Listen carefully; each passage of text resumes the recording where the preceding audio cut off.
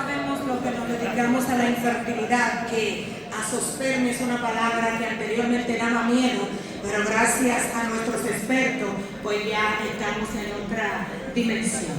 Vamos a seguir con el doctor Barry Vigay con ICSI, uno de los métodos excepcionales que se están utilizando hoy en día para que aquella pareja que no pueden concebir de forma natural puedan tener su niño, con indicación, evolución y asistencia robótica en reproducción asistida. Un aplauso para el doctor. Gracias de nuevo. Decir que todas las pruebas genéticas que la doctora acaba de decir en su conferencia están disponibles en República Dominicana, tanto el genotipo como las microdeleciones del gen. Vamos a hablar de ICSI, evolución y asistencia robótica. Cuando hablamos de robots siempre nos ponemos un poco nerviosos porque quizás no queremos adaptarnos a los nuevos cambios en la tecnología, pero la realidad es que tenemos que intentar utilizar estas herramientas y verlas así mismo como vimos el laparoscopio cuando se introdujo, verlas con amor y verlas como algo que va a facilitar nuestro trabajo en el presente. Vamos a hablar de ICSI, vamos a analizar las principales indicaciones, vamos a revisar la evolución tecnológica y explorar el papel de la robótica y la reproducción asistida. Todo esto es importante porque el factor masculino representa el 50% de los trastornos de infertilidad, el otro 50% es el factor femenino, y estas técnicas han permitido avances importantes en la reproducción asistida. ¿Qué es el ICSI? Sencillo, inyección intracitoplasmática de espermatozoides. Tomamos con la pipeta de Holding del lado izquierdo y del lado derecho tomamos la pipeta de ICSI, colocamos el ovocito o gameto femenino en región longitudinal a las 12 o a las 6 el corpúsculo polar para evitar afectar la región cromosómica del gameto femenino, en este caso del ovocito. Tocamos o intentamos tocar un poco la membrana para ver si hay fragilidad. La membrana muchas veces con la aspiración hay fragilidad. Aspiramos un poco del contenido celular e introducimos el espermatozoide. Esta es la técnica descrita por Palermo en el año 92. Hay que destacar que esta técnica se hizo por serendipia. Básicamente Palermo no intentaba hacerlo, sino que se utilizaba una técnica en la que se colocaba el espermatozoide entre la zona pelúcida y la membrana del ovocito. Palermo un día lo introdujo sin querer adentro y dijo, bueno, vamos a esperar a ver qué pasa. Al otro día vio que se fecundó normal, vio que se generó un embrión normal, decidió transferirlo y un año después, evidentemente, en el 92 publicó su artículo como el primer nacido vivo por ICSI. Antes del ICSI hay que hacer un proceso, que es la preparación del semen para ICSI, y este proceso le llamamos selección espermática. Tenemos muchas técnicas. La primera es el swing-up, en el que colocamos el semen en la parte inferior de un tubo Falcon y añadimos medio de cultivo especializado para esto. Este medio de cultivo lo llevamos a un incubador a 36 grados Celsius y los espermatozoides rápido progresivos van a subir arriba. Solo los rápido progresivos. Tomamos SML y con eso vamos a hacer la cacería o la selección espermática para eso. Otra técnica es los gradientes de densidad.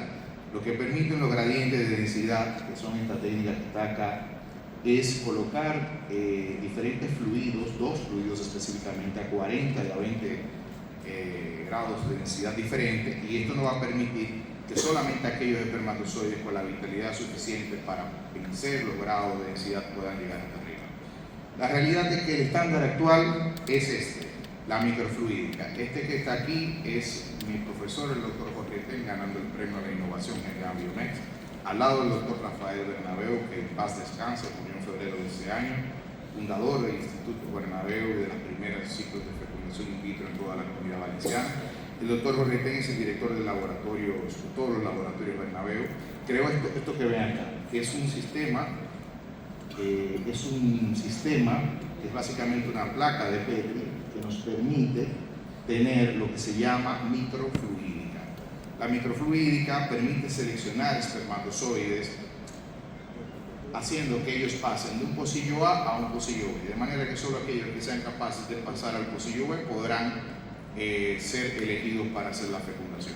Pero el doctor Jorge Ten creó una innovación y de hecho ya la patentó y va a salir al mercado próximamente. No tengo ningún conflicto de interés con esto, pero es importante verlo. La innovación es que incorpora en este pocillo que ven acá, en el pocillo central, células de la granulosa de la propia paciente. Esto permite que esta técnica no solamente sea una técnica de selección espermática, sino que sea una técnica de capacitación espermática, porque somete a los espermatozoides a la reacción acrosómica, de manera que ya ahí vencemos una fase del ciclo natural.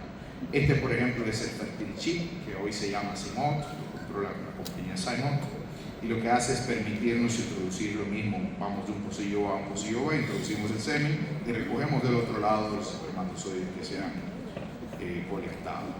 Las MACs se utilizan todavía en muchos laboratorios, básicamente se generan columnas de anexina, aquellos espermatozoides que tienen una membrana, una pérdida de la integridad de la membrana, se pegarán a la pared. Esto que ven que es verde es un imán, se pegarán a la pared porque aquellos espermatozoides que tengan pérdida de la integridad de la membrana tendrán columnas de fosfatidilcerina. Luego que preparamos, o mejor dicho, elegimos los espermatozoides o el grupo de espermatozoides que vamos a elegir para ICSI, lo que hacemos es una cacería. Los servimos en una placa con esta técnica, con la aguja de ICSI. Vamos buscando los espermatozoides móviles progresivos, inmovilizamos la cola, neutralizando el espermatozoide. De hecho, se toma una parte específica de la cola. Una vez se inmovilice el espermatozoide, fíjense que se mueve un poco lento, porque lo hemos colocado en una sustancia llamada Sperm Slow. Esto permite que tengamos mayor facilidad para recoger los espermatozoides. Entonces, ¿qué indicaciones tiene el ICSI? Factor masculino severo, estas son las indicaciones generales. Oligoastenospermia, criptospermia, astenospermia severa, la moderada también, la teratospermia también es una indicación de ICSI, muestras obtenidas de procesos quirúrgicos como el TESA o PESA, fracaso previo de la fecundación convencional o inseminación, el uso de ovocitos criopreservados, esterilidad inmunológica, necesidad de un diagnóstico preimplantacional, por ejemplo, en el caso de que haya un antecedente genético de infertilidad de origen hereditario, el uso de ovocitos vitrificados y la infertilidad idiopática. También cuando hay infertilidad combinada, habla ese factor masculino y factor femenino leve. Pero hay indicaciones específicas para urología, y es que tenemos las técnicas quirúrgicas como el TESA, el PESA, el microtese, la obstrucción congénita de los conductos deferentes,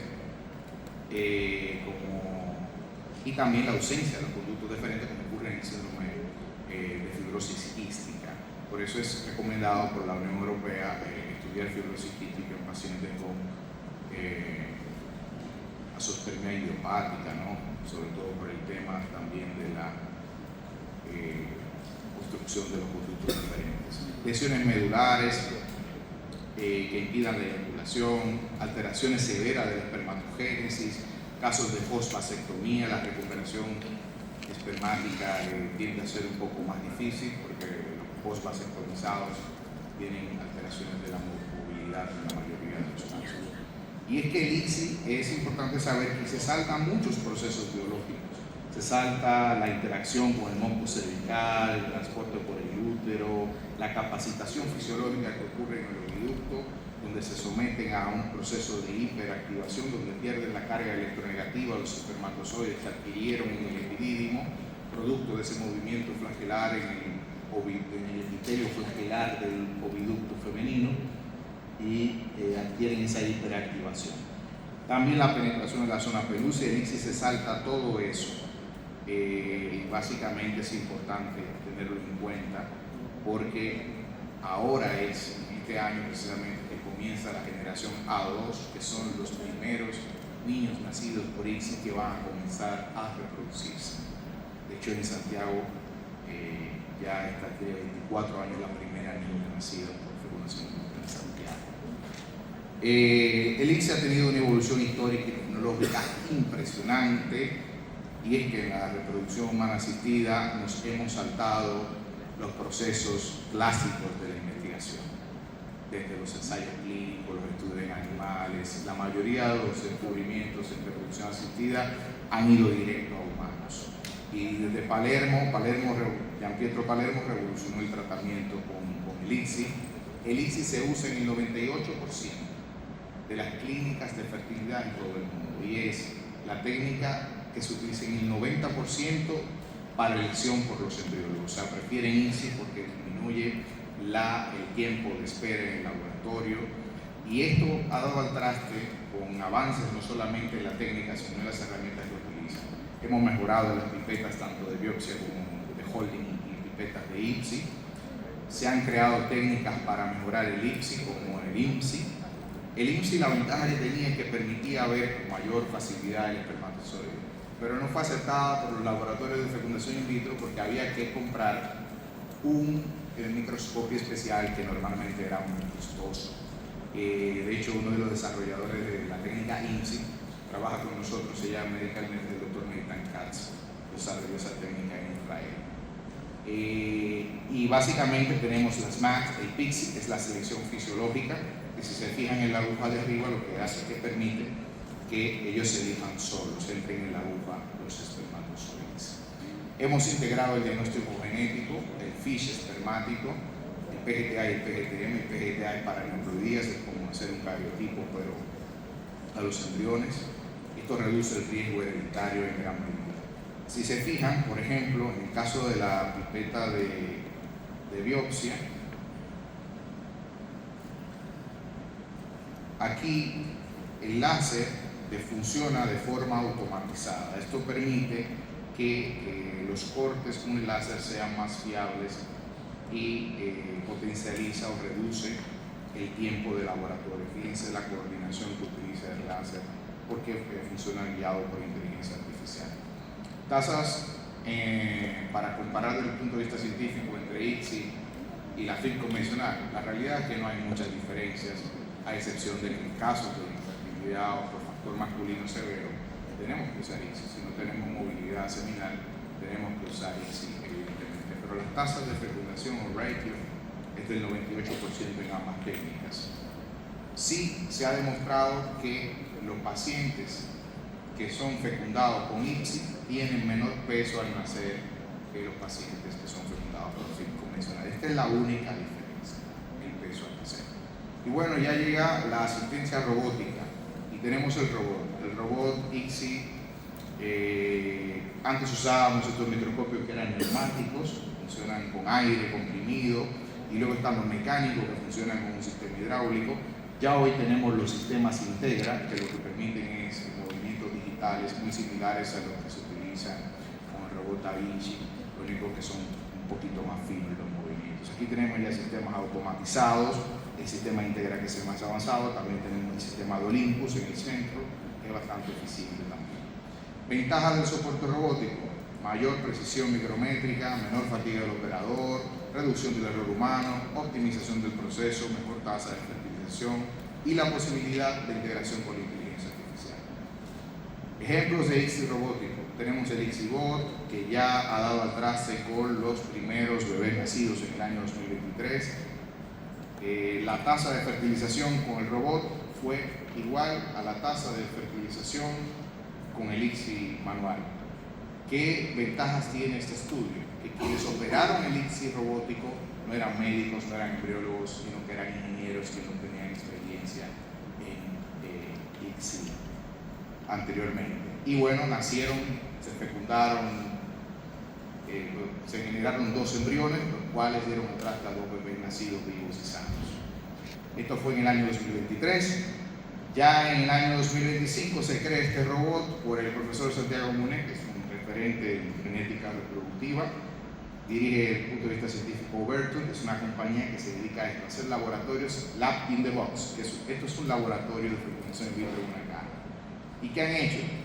Han hecho no solamente un ICSI robótico, sino que han hecho un ICSI robótico autólogo que ha sido manejado a distancia con un control de joystick de videojuego.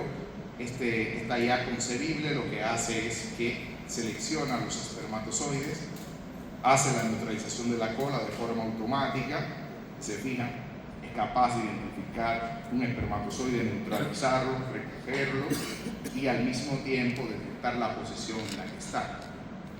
Una vez lo recoge, es capaz de cambiar el confocal de forma automática del microscopio, si se fijan, para llevarlo entonces a la placa de Petri donde estará, fíjense, ese es el cambio, donde estará el ovocito para su ICSI automático.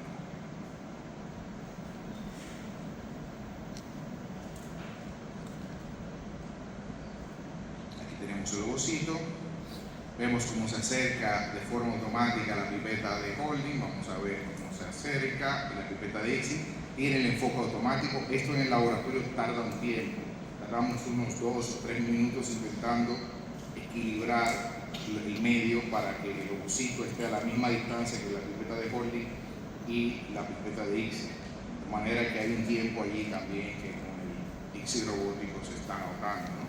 Porque lo ha hecho de forma automatizada y bastante rápido. Fíjense el movimiento, la realidad es un poco bizarra la forma en la que el robot hace el disparo para ICSI, pero él prepara la muestra, coloca el espermatozoide en la punta de la aguja de ICSI. Esto está haciéndose de forma automática, está siendo controlado a distancia. Fíjense, ya calculó la distancia en la que va a hacer la inserción, mide la zona pelúcida, coloca el espermatozoide en la punta de la pipeta de la aguja de ICSI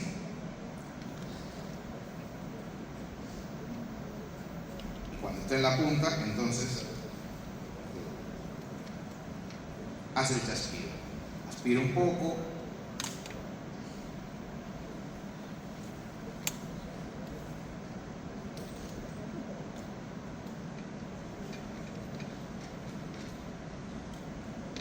inmediatamente vierte el espermatozoide dentro del ovocito. Y el sistema de retracción, que esto es importante, fíjense cómo se retrae la aguja de forma casi perfecta, por no decir que perfecta. Y bueno, la integración con la IA nos ha permitido muchas cosas, no solamente el análisis del ICSI, sino el análisis de embriones, como el sistema CLOE y los sistemas CASA que hemos mencionado. ¿Qué desafíos tiene la robótica y la inteligencia artificial? El costo. Estos sistemas cuestan más de $100,000 aproximadamente y los costos de la reproducción humana de los ciclos de FIP estamos normalmente aquí en República Dominicana en el rango de Reino Unido, no en el rango de Estados Unidos. Por lo tanto, los países latinoamericanos quizás no puedan tener estas tecnologías. Proyección futura, que es el presente, ya se abrió con esta tecnología una clínica en Estados Unidos. Este es Davitri. Davitri es un lab in the box que permite identificar embriones y ovocitos, incluso todavía no semen, pero sí embriones y ovocitos dentro de este dispositivo con las mismas tasas, la misma eficiencia que en un laboratorio convencional. Trabajar en equipo y un equipo de vanguardia es lo que va a generar el éxito de la fecundación in vitro. Importante, todos esos avances nos dan al traste con desafíos éticos en el consentimiento informado, monitorear la salud de los niños nacidos con ICSI, hay que coordinar con andrólogos y urólogos. Las clínicas de fecundación in vitro que no tienen un urólogo en su staff médico están de lo más atrás que se puede estar, en mi opinión personal, y del doctor Prieto, que es el director de urología del Hospital Universitario de Alicante, y el fallo de la fertilización. La ética es lo más importante, para eso hemos escrito este libro, que va a estar disponible el lunes en Amazon, Libro Rojo de la Bioética Clínica, que habla específicamente sobre reproducción humana asistida, inteligencia artificial para los urólogos, cirugía robótica y edición genética. Muchas gracias.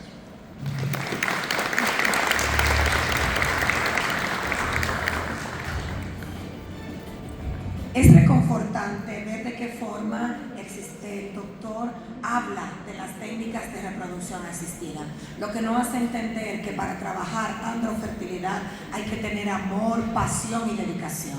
Y es lo que nos ha enseñado nuestra próxima esposa.